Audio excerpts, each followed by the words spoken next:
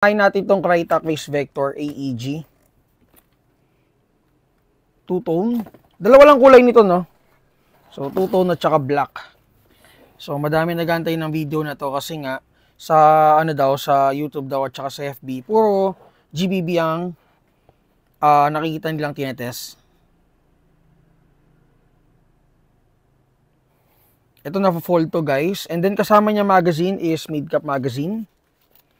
So, hindi ko nababanggitin yung name ni sir. Hindi ako nakahingi ng permission. Yan.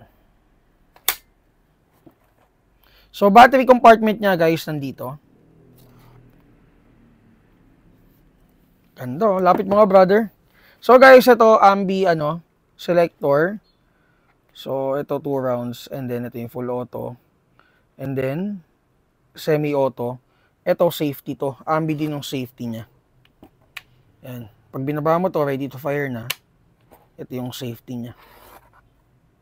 Ito yung kabilang side, guys. So, official licensed product. So, meron na rin siya rail doon sa baba. For attachment.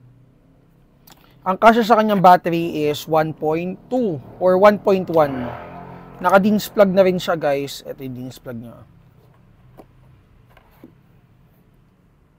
And then for the kasi kumuha si sir ng ng silencer. Regular thread lang to, guys. So mag-fit naman yung standard thread sa kanya. So magazines kumuha din si sir, tatlong set or isang set ng Vector magazine for AEG. Okay, so test natin.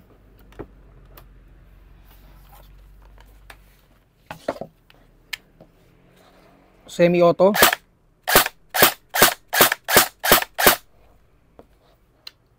Two round burst. Full auto. So yan, ang FPS niya out of the box is around 350 consistent. Okay? So guys, check nyo tong Crytek natin, Race Vector AEG. Makikita nyo sa Google Drive natin under the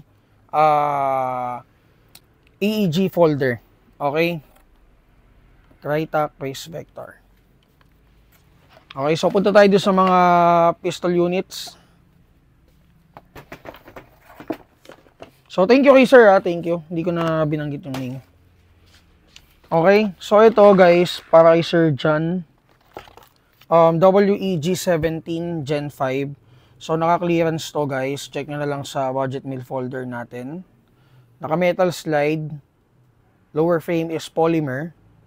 FPS out of the box is around 300 to 350. So, gas type siya. And then, kasama dun sa box is the grip extender and magazine capacity is 30 rounds. Okay? Test natin.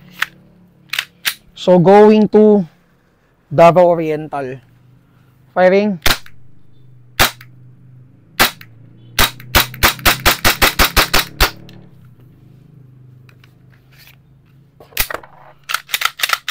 Again, WEG17 Gen 5, guys. Isa to sa mga reliable unit na meron tayo. Ito naman, ang kinuha ni sir, dalawang unit. Battle Cat Limcat na AA 610-3. TM spec siya, guys.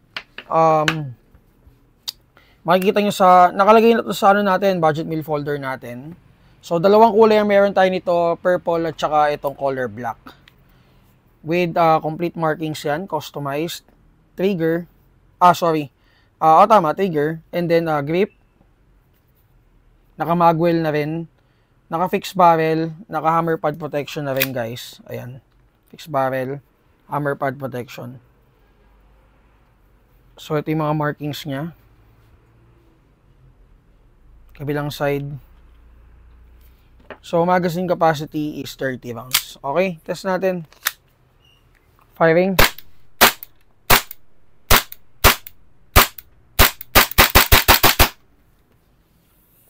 So, FPS around 330 out of the box. And then next is the 2101 or the ENC High Kappa 5.1. So, naka-metal slide yan, metal frame. With markings din. Lapit mo, brother. Threaded OB. And then magazine capacity is 30 rounds din. So ito naman makikita nyo sa budget meal folder din natin. Okay, test natin.